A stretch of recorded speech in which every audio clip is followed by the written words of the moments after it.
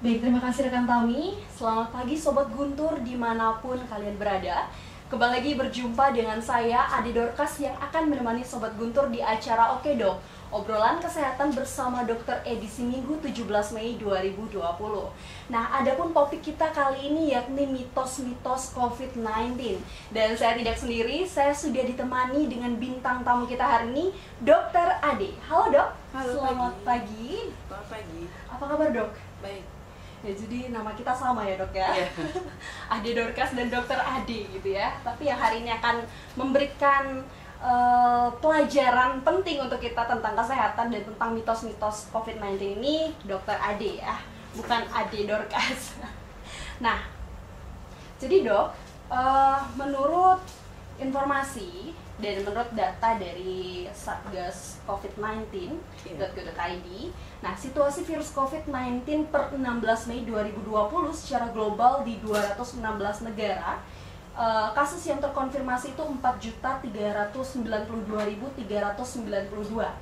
Nah, dan angka kematian sebesar 300.441, dan di Indonesia jumlah pasien positif 17.025. Nah, total yang sembuh 3.911 dan angka kematian sebesar 1.089. Nah, angka terus berubah ya Dok ya? Iya. Nah Dok, apakah kurang pahamnya masyarakat dengan hal ini menjadi penyebab utama dari perubahan angka tersebut? Sebenarnya selain dari kurang paham juga terlalu banyak mitos atau hoax yang beredar di masyarakat yang sebenarnya masyarakat sendiri bingung.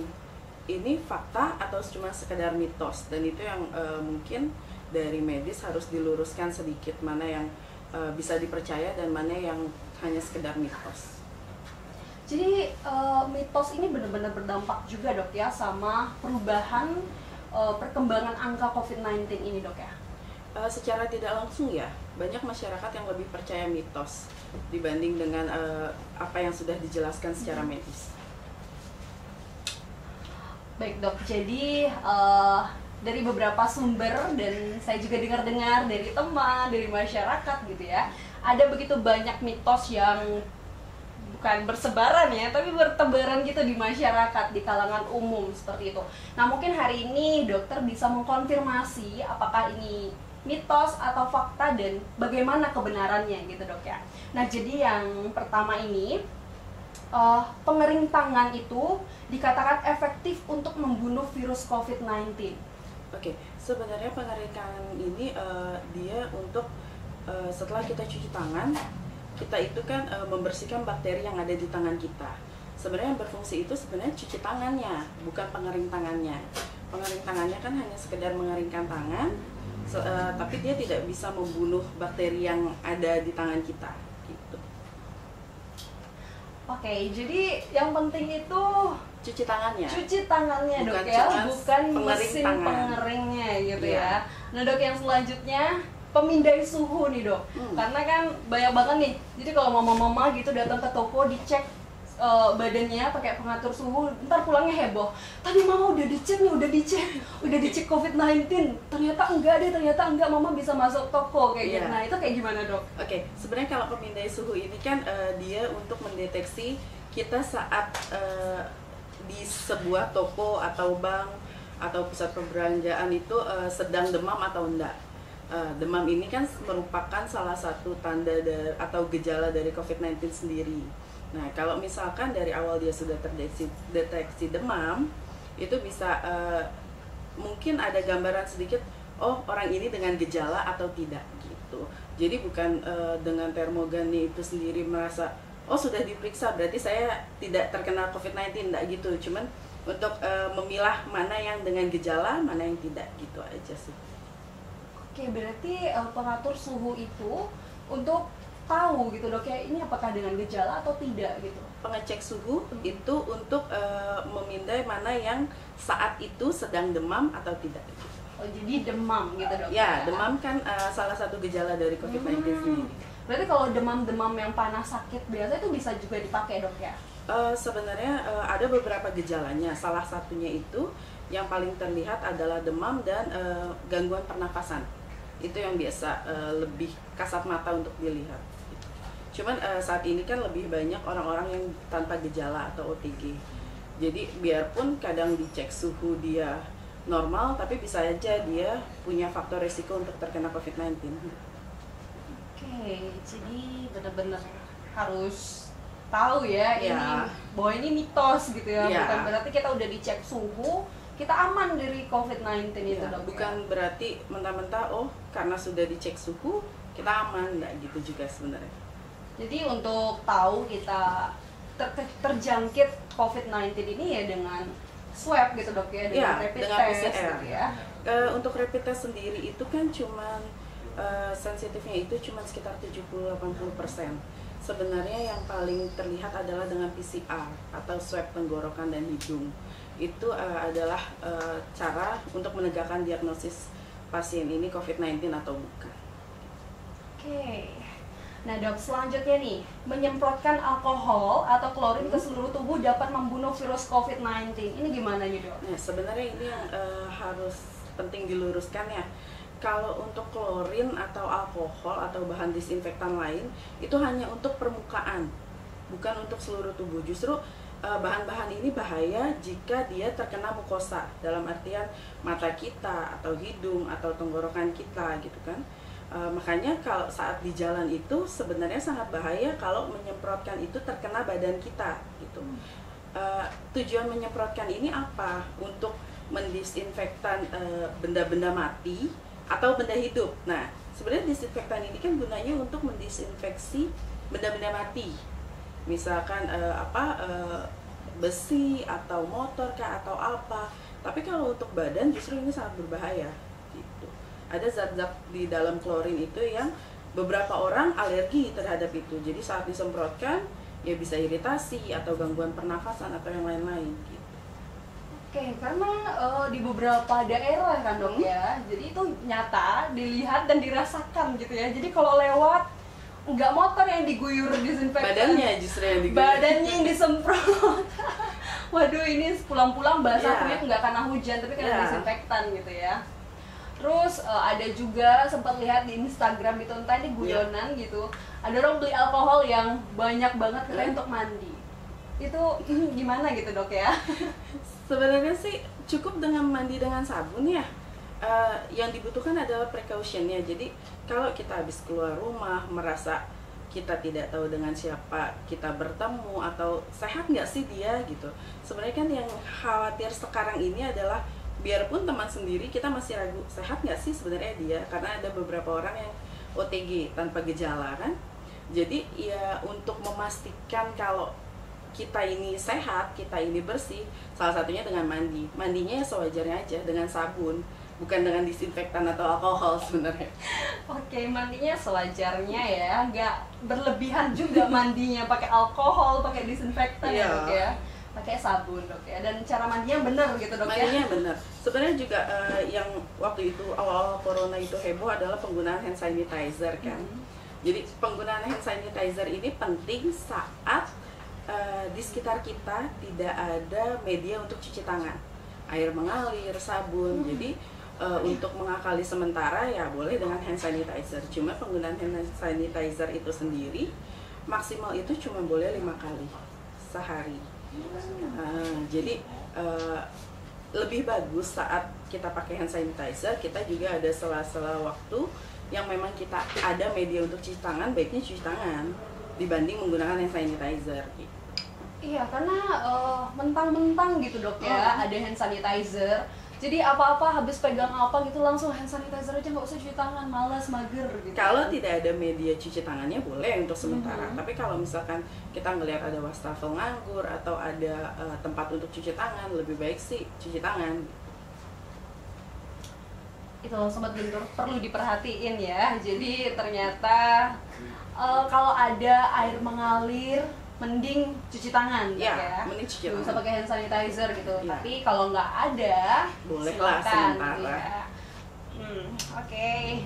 Jadi dok nih, ada lagi nih mitos tidak aman menerima surat atau paket dari Cina. Itu gimana nih dok?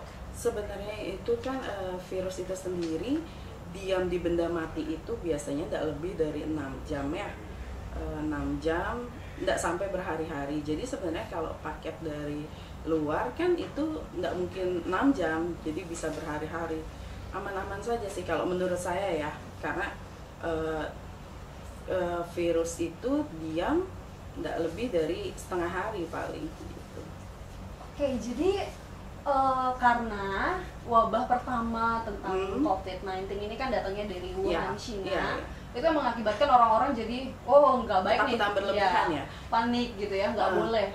Sebenarnya kan penyebaran corona sendiri itu lewat droplet, bukan lewat benda mati, benar-benar benda mati. Jadi kan droplet atau biasa kita sebut percikan dari air liur saat kita ngomong ini, itu kan partikelnya besar-besar, itu dah yang menempel di benda mati, kayak misalkan di pegangan pintu atau apa. Itu yang saat kita misal si droplet ini nempel di pegangan pintu, kita pegang si pegangannya itu, setelah itu kita tidak mencuci tangan, malah megang mata atau hidung kah atau mulut kah, itu yang bisa jadi sumber si penyebaran virus corona itu di badan kita. Jadi pintu masuknya adalah lewat itu. Tangan kita yang terinfeksi virus corona pegang atau diletakkan di mata atau hidung kah atau mulut kah gitu. Makanya yang digunakan adalah cuci tangan. Setelah kita pegang apapun, benda apapun itu, baiknya cuci tangan, karena kita nggak tahu di tangan kita itu ada bakteri apa gitu. Oke, jadi dok, virus itu bisa bertahan di benda-benda mati gitu dok ya? Sebenarnya bisa, tapi tidak lebih dari 6 jam. Nggak lebih dari 6 jam? Iya. Jadi benda, maksudnya itu apapun jenisnya gitu, dari baik itu kayu, besi, iya. Itu kurang... karena kan virus sendiri butuh, ibaratnya butuh induk atau apa untuk ditunggangi. Dia nggak bisa untuk sendiri bertahan di benda mati sekian lamanya, itu nggak bisa. Dia butuh induk untuk saya mau hinggap di manusia ini gitu. Tapi kalau di benda mati dia tidak bisa. Lantas penyebaran dengan droplet itu bagaimana dok? Mungkin bisa dijelaskan gitu bagi kita yang orang-orang awam gitu, droplet itu apa dan penyebarannya seperti apa gitu. Oke, kalau droplet sendiri ini yang tadi saya jelaskan ya, droplet ini adalah percikan dari air liur yang keluar saat kita bicara kah, atau bersin, atau batuk. Makanya sekarang sedang digalakkan lagi penggunaan masker, karena saat kita batuk minimal dengan menutup mulut dengan tangan kah atau tisu kah, dan kalaupun memakai tisunya ini tidak boleh sembarangan dibuang, jadi harus dibuang ke tempat sampah gitu. Nah kita kan nggak tahu nih siapa yang saat ini menderita corona ini sendiri. Nah saat si penderita ini batuk atau dia bicara dengan lawan bicaranya, itulah dropletnya itulah yang akan menempel di benda matinya itu. Saat lawan bicaranya pegang atau tidak sengaja menyentuh benda mati yang terhinggapi droplet itu, itulah yang akan jadi penyebaran si coronanya ini. Makanya pemerintah selalu menggalakkan physical distancing, jarak 1 meter atau jarak 1,5 meter. Terus juga harus menggunakan masker. Yang lagi heboh-hebohnya dulu itu kan penggunaan masker bedah ya, yang sempat akhirnya kelangkaan di mana-mana. Nah, cara mengatasinya itu sekarang dengan masker kain gitu. Jadi apa yang dibicarakan sama pemerintah itu, kalau kita melakukannya, itu kita bisa sedikit berpartisipasi mencegah penularan virus corona sebenarnya. Oke, tadi dokter sudah singgung tentang masker kain gitu ya dok ya. Nah masker kain ini juga masih jadi tanda tanya yang besar gitu buat kita semua gitu. Apa sih manfaatnya masker kain? Bahkan bapak-bapak gitu yang nggak biasa pakai masker gitu, aduh nggak bisa nafas pakai masker tapi wajib pakai masker kayak gitu. Nah mungkin dokter bisa jelasin gitu manfaatnya seperti apa dan bagaimana gitu penjelasan agar orang-orang juga bisa mengerti dan tetap melakukan penggunaan masker ini, disiplin masker ini. Oke. Sebenarnya untuk masker kain sendiri itu efektifnya sekitar 70-80%. Dia tidak bisa pure 100% untuk menangkal virus-virus, karena partikel virus sendiri ini kan kecil-kecil ya. Nah masker kain itu seratnya agak lebih besar memang. Serat si bahannya ini lebih besar dibanding dengan masker bedah. Nah cuman alangkah baiknya kita menggunakan masker dibanding tidak menggunakan masker sama sekali. Jadi untuk masyarakat awam, ya masker kain itu dibutuhkan gitu selama penggunaannya tidak lebih dari 4 jam Jadi setiap satu masker itu cuma boleh dipakai 4 jam. Karena pertimbangannya itu partikel si virusnya kecil-kecil, sedangkan serat-serat si kainnya ini juga kan beraneka ragam ya, tidak terlalu padat seperti serat dari masker bedah gitu. Terus juga untuk menangkal atau mencegah dari si virus ini sendiri lumayan untuk pencegahannya. Jadi kan si virus ini menempel di maskernya, di permukaan maskernya. Nah, yang harus diperhatikan adalah saat kita menggunakan masker, kita tidak boleh memegang lapisan luarnya. Tapi yang boleh kita pegang adalah tali di belakang pengaitnya itu. Belakang telinga kita, itulah yang dipegang untuk membuka dan memasangnya masker lagi. Gitu. Jadi penggunaan masker pun harus detail gitu dok ya, harus diperhatikan gitu, nggak boleh sembarangan gitu ya. Karena ternyata megang bagian depan itu bahaya gitu.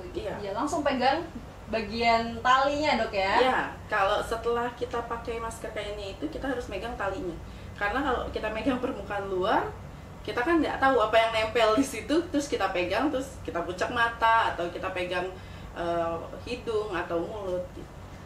Oke, jadi ternyata ini benar-benar bermanfaat gitu dok ya, walaupun maksudnya angkanya 70-80% ya Sobat Guntur, dan penggunaannya maksimal 4 jam dok ya. Iya, 4 jam. Karena kan ada juga tuh yang mungkin agak bandel gitu ya, dipakainya seminggu nggak seminggu juga, maksudnya sehari, sepanjang hari gitu kan. Jadi ini perlu diperhatikan ya Sobat Guntur, penggunaan masker kain bisa digunakan dengan maksimal 4 jam gitu ya. Nah dok, ada nih mitos selanjutnya bahwa hewan peliharaan di rumah dapat menyebarkan COVID-19. Ini gimana dok? Bisa dijelasin nggak sih faktanya seperti apa? Oke, kalau dari penelitian sendiri belum terbukti kalau hewan peliharaan ini menyebarkan virus COVID-19. Dulu memang di Wuhan sendiri itu ada isu yang merebak kalau kelelawar adalah penyebab utamanya. Kalau hewan biasanya itu hanya sebagai reservoir atau perantara. Tapi kalau dia menyebarkan sih belum terbukti sampai sekarang. Nah, yang pasti adalah saat kita selesai pegang hewan, kuncinya adalah cuci tangan gitu. Jadi si hewan ini biasanya menyebarkan bakteri seperti Salmonella atau E. coli. Nah, itu yang bisa bikin masalah di pencernaan manusia. Tapi kalau penularan dari hewan ke manusia sampai saat ini belum terbukti. Oke, nah dok, tadi kan dokter juga sempat bilang bahwa virus itu perlu induk atau inang gitu ya untuk tinggal gitu, untuk berkembang. Nah, apakah hewan ini juga bisa jadi induk atau inang untuk virus ini tinggal? Tadi saya bilang kalau untuk virus ini tinggal seterusnya tidak, dia hanya sebagai perantara. Itu pun belum terbukti secara penelitian. Jadi bisa dibilang itu mungkin mitos ya. Karena faktanya belum ada dari hasil penelitian yang menyatakan seperti itu. Wow, Sobat Guntur, jadi banyak sekali ya mitos-mitos dan hoax-hoax yang bertebaran gitu, dan ada di kalangan masyarakat umum yang secara nggak sadar itu merubah perilaku kita ya, dan bukannya malah menolong untuk mencegah penyebaran COVID-19, malah memperkeruh keadaan. Nah, ada banyak mitos lagi yang ingin Ade tanyakan kepada Dokter Ade. Tapi jangan kemana-mana Sobat Guntur, kita dengerin dulu beberapa iklan berikut ini. Saya kembalikan kepada rekan Tami. Baik, terima kasih rekan Tami. Kembali lagi Sobat Guntur bersama saya G1302 Ade Dorcas yang akan nemenin Sobat Guntur di Oke Dok. Dan kita sudah ada di station kedua nih Sobat Guntur. Nah, buat Sobat Guntur yang ingin menyampaikan aspirasi, pendapat, dan pertanyaannya terkait topik kita hari ini, mitos-mitos COVID-19, bisa langsung menghubungi via telepon 23455. Oke, Sobat Guntur, sambil kita menunggu, kita akan bahas-bahas lagi ya dok ya. Nah dok, ada satu mitos lagi nih tentang vaksin pneumonia ya, yang dikatakan dapat melindungi dari COVID-19. Apakah itu benar? Untuk saat ini sih vaksin COVID-19 sendiri itu belum ditemukan ya. Jadi kalau misalkan dibilang vaksin pneumonia ini bisa berguna untuk COVID-19 sih sampai saat ini belum ada penelitian yang mengatakan seperti itu gitu. Karena memang salah satu dari gambaran si COVID-19 ini adalah pneumonia. Pneumonia ini sendiri adalah gambaran dari infeksi paru-paru yang biasa terlihat kalau pasiennya menunjukkan dari gangguan pernafasan, entah itu sesak napas kah atau dia batuk pilek kah gitu. Jadi kalau untuk vaksinnya sendiri, vaksin COVID-19 sampai saat ini belum ditemukan. Oke, selanjutnya nih dok, mitos selanjutnya ya. Sempat kemarin di awal-awal bulan Maret atau Februari, di awal penyebaran itu harga bawang putih, terus harga kencur itu sempat melonjak gitu dok ya, karena ada mitos bahwa mengkonsumsi bawang putih itu dapat mencegah COVID-19. Apakah itu benar atau gimana nih dok? Oke, jadi sekalian menyambung, kalau bawang putih ataukah temulawak, jahe-jahean, intinya adalah rempah-rempah ini bisa untuk menanggulangi COVID-19. Kalau yang saya yakini adalah si bawang putih ini kan punya bahan antimikroba atau antibiotik alami. Nah, kalau mengkonsumsi bawang putih kah atau jamu-jamuan yang lain sebenarnya untuk meningkatkan imunitas kita secara herbal, itu bukan untuk penyembuhan atau mencegah COVID-19 gitu. Nah, sebenarnya COVID-19 ini sendiri menyerang orang-orang yang sistem imunnya tidak bagus. Nah, kalau kita mau melakukan pencegahan sedikit untuk badan kita ya dengan memperbaiki sistem imun kita gitu. Kalau sistem imun kita bagus, kalaupun terkena COVID-19, gejala yang timbul bisa tanpa gejala atau gejalanya ringan, seperti itu sih. Kalau benar-benar bawang putih untuk obat COVID-19 atau 100% mencegah COVID-19 belum terbukti sampai sekarang. Oke, jadi bawang putih itu tidak untuk mencegah COVID-19 ya, tapi bisa menolong untuk memperbaiki sistem imun tubuh. Iya, karena kita dia punya antibiotik alami yang tadi saya bilang. Wow, sepertinya sudah ada yang menelpon. Langsung saja. Halo, dengan siapa dan di mana?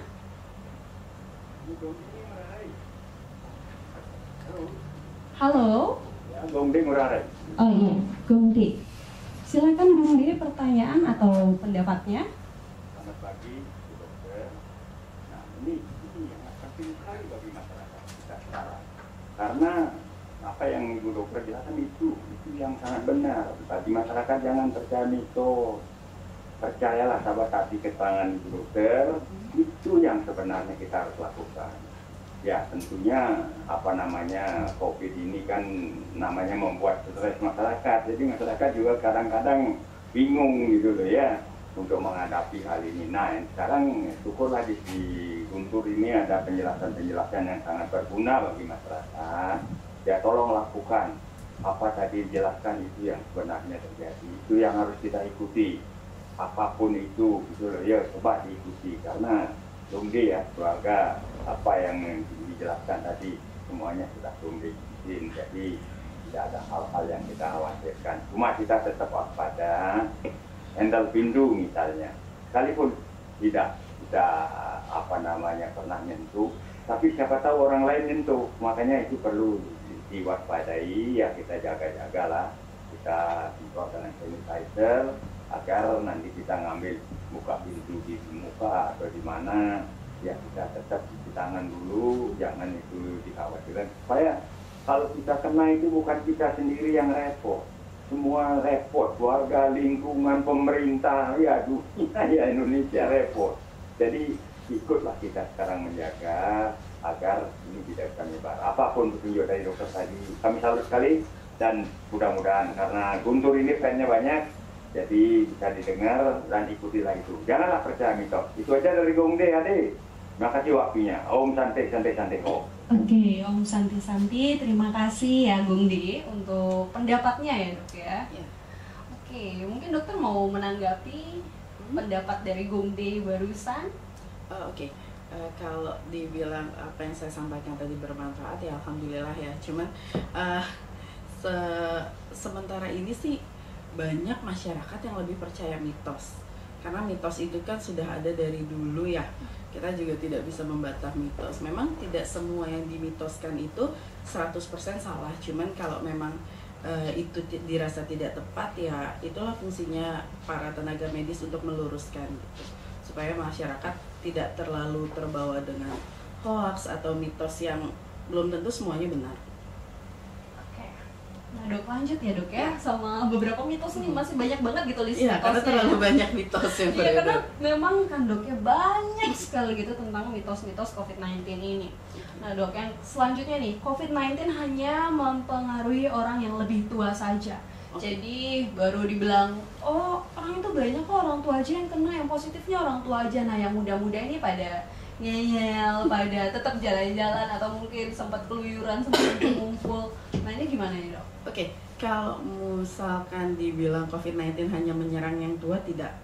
Tapi COVID-19 paling terlihat gejalanya pada orang yang lebih tua, iya. Jadi menurut penelitian itu ada yang lebih banyak terkena COVID-19 adalah laki-laki. Dan juga usia yang biasanya terkena adalah lansia atau beberapa anak-anak kecil gitu. Nah, karena kenapa? Yang tadi saya bilang, COVID-19 ini menimbulkan gejala apabila imun kita turun atau rendah. Nah, kalau untuk lansia ini kan dia ada faktor penyerta lainnya.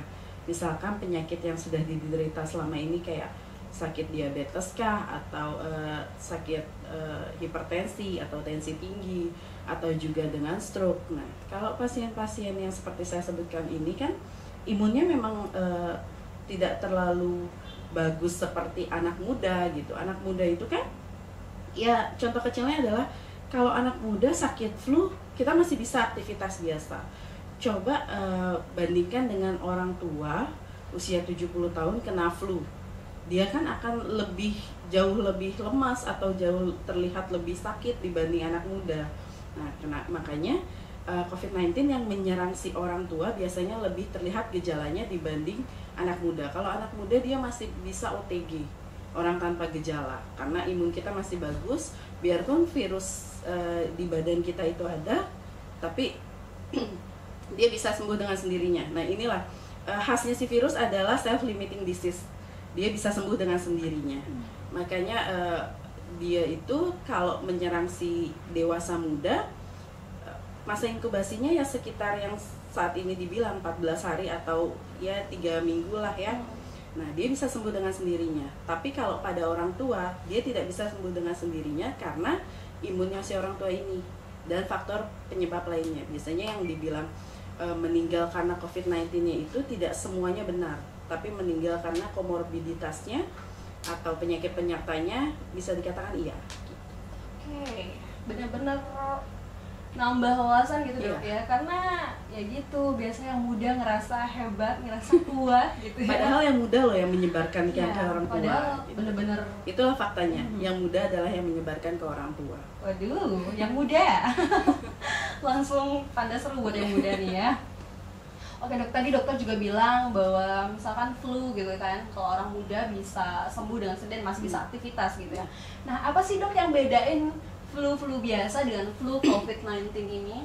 Oke, kalau flu biasa itu biasanya dia hanya menyerang saluran nafas bagian atas ya, dan gejalanya yang timbul adalah tidak terlalu berat. Kalau COVID-19 ini dia menyerang si saluran nafas terutama paru-paru. Jadi beberapa orang yang terkena COVID-19 biasanya gambaran paru-parunya itu rusak parah gitu. Dan itu terlihat dari gambaran ronsennya yang hari pertama dia masuk rumah sakit, gambaran ronsennya mungkin pneumonia biasa, tapi 2-3 hari setelah itu dia bisa sesak berat. Saat kita lakukan ronsen ulang bisa sudah terjadi kerusakan parah di paru-parunya gitu. Jadi dia lebih menyerang ke si paru-paru, kerusakannya itu. Oke. Nah dok, tadi tentang flu kan, tentang batuk. Karena biasanya kalau dulu sebelum COVID-19 menyerang gitu ya, ya setiap kita batuk dikit, ya langsung diperhatiin, ini minum ini, dideketin gitu, aduh disayang-sayang. Sekarang Kalau dijauhin. sekarang batuk langsung semua gini, dan itu ngerasa kayak udah Terintimidasi gara-gara batuk ya. gitu ya.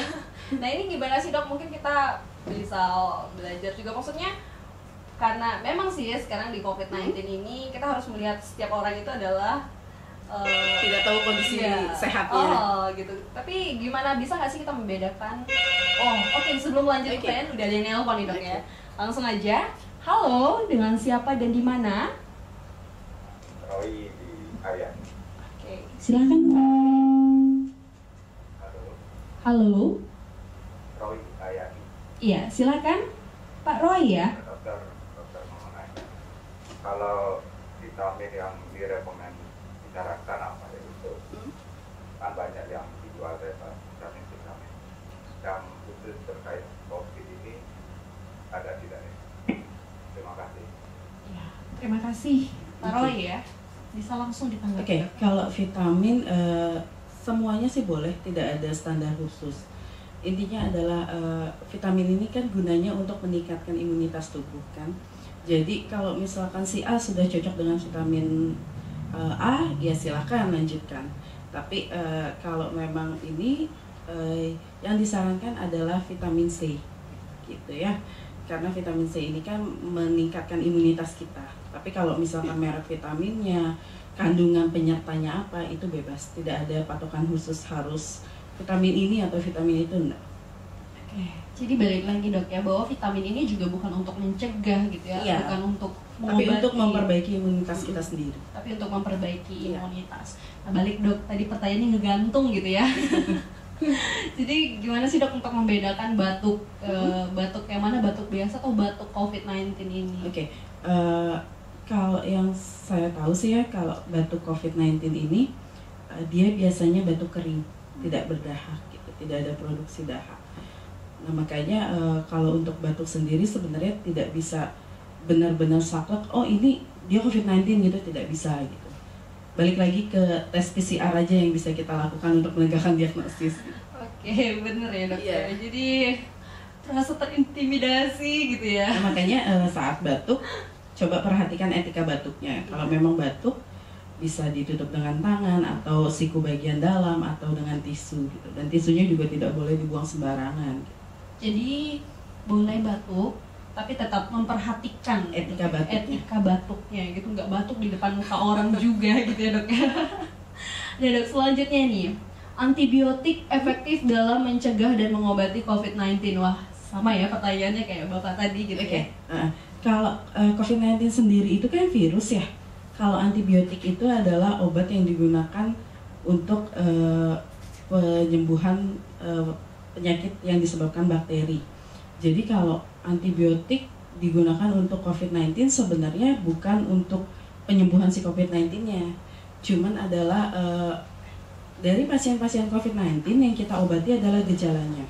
Yang tadi saya bilang, gejala batuknya kah, gejala sesak nafasnya kah. Nah, si batuk dan sesak nafas ini misalkan kalau dengan gambaran dari ronsennya pneumonia itu kan ada banyak pneumonia bakteri atau virus gitu. Nah, yang kita berikan antibiotik adalah si penyakit-penyakit bakteri dan juga dia untuk menekan koinfeksi lainnya. Jadi misalkan pasien ini dirawat di rumah sakit, infeksi nosokomial atau infeksi yang ditimbulkan dari rumah sakit sendiri itu kan banyak. Itulah gunanya si antibiotik. Jadi bukan untuk anti coronanya sendiri, karena sampai sekarang vaksin corona belum ditemukan.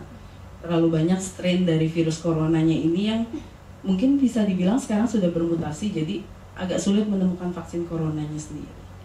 Oke. Jadi mitos terakhir nih dok ya, yang ada catat gitu ya, karena banyak sekali mitos gitu ya. Ya. Jadi mungkin di sini satu lagi nih. Ya. Katanya tidak ada obat khusus untuk mencegah dan mengobati COVID-19. Itu gimana? Oke, yang tadi saya bilang COVID-19 ini adalah virus, jadi untuk sementara vaksin yang benar-benar untuk COVID-19 belum ditemukan. Nah, yang kita obati adalah gejala-gejala yang ditimbulkan, dan untuk pencegahannya yang sudah digalakan sama pemerintah, social distancing, physical distancing, dan juga pakai masker kalau keluar rumah, itu sangat berguna untuk pencegahan COVID-19, dan juga imunitas badan kita harus bagus. Nah dok, jadi kan kalau wow, ada penelpon lagi ya. Halo, dengan siapa dan di mana? Terputus ya dok ya. Nah dok, jadi belum ada vaksin atau obat untuk menyembuhkan atau menghilangkan gitu ya COVID-19 ini. Ya. Nah tapi kita lihat dari pasien. Oke. Halo. Halo, Iya, dengan siapa dan di mana? halo. Halo. Ini nanya, ini Gombe nih, Dek. Oh iya. Ya nanya, ini kan di Indonesia terus bertambah COVID ini. menurut dokter apa sih yang harus dilakukan agar lebih efektif lagi penambahan daripada COVID ini? Itu aja Bu, terima kasih banyak. Oke, terima kasih Gong De dan langsung ditanggapi. Oke, mungkin maksudnya penurunan dari si COVID-19 ya. Sebenarnya yang perlu diperhatikan adalah aware kita sendiri terhadap diri kita sendiri. Percuma iklan layanan masyarakat banyak atau kampanye-kampanye tentang pencegahan COVID-19 ini banyak, sementara masyarakatnya ini tidak menerapkan apa yang dibilang selama ini gitu. Kayak misalkan contoh kecilnya adalah masih banyaknya orang yang berkumpul, padahal itu sudah dilarang gitu. Jadi saat kita berkumpul kita tidak tahu mana orang yang dengan COVID-19 atau enggak. Semua orang bisa berpeluang COVID-19. Selama awareness kita terhadap diri sendiri itu tidak ada, ya tidak akan terputus mata rantai dari COVID-19 ini sendiri gitu. Jadi harus kesadaran dari kita, kalau memang harus diam di rumah ya diam di rumah. Kalaupun keluar rumah ya harus dengan keperluan yang khusus, misalkan memang berbelanja, dan itu kalau memang tujuan kita itu ya itu aja gitu. Jangan ketemu teman terus kita ngobrolnya lama, atau ya nanti kita ketemuan ya, atau nanti main ke rumah kita. Nah kita tidak tahu tamu yang datang ke rumah kita apakah 100% sehatkah atau dengan membawa si virus ini kah. Jadi apa yang sudah digalakkan atau dikampanyekan tolong dijalani. Kalau memang itu sudah dijalani dengan baik, seharusnya sih mata rantai dari si COVID-19 ini bisa terputus gitu. Jadi penyebaran COVID-19 sendiri ini bisa terputus kalau awareness kita terhadap diri sendiri itu lebih ditingkatkan lagi. Jadi benar-benar harus balik lagi ke diri sendiri ya, kesadaran. Iya, kayak misalkan penggunaan masker aja kan, ada beberapa orang yang pakai masker karena takut di stop polisi. Sebenarnya kan itu satu hal yang dari diri sendiri kan. Kita itu pakai masker karena kita takut tertular COVID-19, bukan karena kita takut dipanggil polisi, di stop polisi gitu. Jadi yang diharapkan adalah setelah pandemi ini selesai, kebiasaan-kebiasaan baiknya itu terus berjalan. Seperti misalkan pakai masker, terus cuci tangan, terus juga lebih aware kalau memang tidak ada media cuci tangan, ya dengan hand sanitizer minimal gitu. Jadi kebiasaan baiknya terus berjalan setelah pandemi ini selesai. Oke, jadi balik lagi sama diri sendiri gitu ya dok ya. Nah dok, yang tadian ngegantung lagi dok ya gitu. Apakah COVID-19 ini jadi orang yang sudah sembuh gitu nanti bisa kena lagi, atau istilahnya bisa kambuh nggak sih COVID-19 ini? Itu yang sekarang lagi beredar isunya di Wuhan ya. Beberapa orang yang sudah sembuh terinfeksi lagi. Cuman kalau kambuh sih enggak, karena gini, strain si COVID-19 ini banyak, tidak satu. Yang tadi saya bilang, si virusnya ini sudah bermutasi. Jadi kalau kita sudah kena yang si A, kita bisa kena B atau yang lainnya. Jadi makanya kenapa orang-orang yang sembuh tetap disarankan untuk self karantin di rumah 14 hari. Jadi untuk mencegah dia reinfeksi atau terinfeksi ulang. Kita tidak tahu strain mana yang menginfeksi lagi, makanya tetap harus isolasi mandiri, tetap harus mengkarantina diri, dan tetap physical distancing dan lain-lain. Oke, jadi terkait kambuh atau enggak, itu bukan bicara kambuhnya lagi dok ya, tapi bisa terinfeksi lagi. Ya, reinfeksi ulang. Reinfeksi ulang. Nah dok, ada nggak sih closing statement atau hal yang ingin dokter sampaikan kepada kita untuk kita terus lakukan atau kita waspadai gitu ya terkait COVID-19 ini dan terkait mitos-mitos COVID-19? Oke, kalau untuk mitos, baiknya dicari datanya dulu sebelum kita mempercayai. Sebenarnya kalau di Indonesia ini kan mitos itu terlalu banyak. Mana yang harus dipercaya, mana yang tidak, kan harus kita sendiri yang memilah-milah. Masuk akal nggak sih mitos yang ini, atau benar nggak sih mitos yang ini gitu. Kalau memang dirasa menanya ke orang lain tidak memberikan jawaban, kita punya Mbah Google yang bisa ditanya pertanyaan apapun gitu. Atau bisa tanya langsung ke petugas medis yang tahu, bisa dokter. Saya rasa aplikasi dokter online tuh sekarang banyak sekali ya, bisa kita pakai untuk menanyakan itu. Terus juga kalau masalah pencegahan untuk diri kita sendiri, tolong sekali tetap dipakai maskernya. Minimal masker kain itu berguna untuk pencegahan COVID-19 ke diri kita sendiri.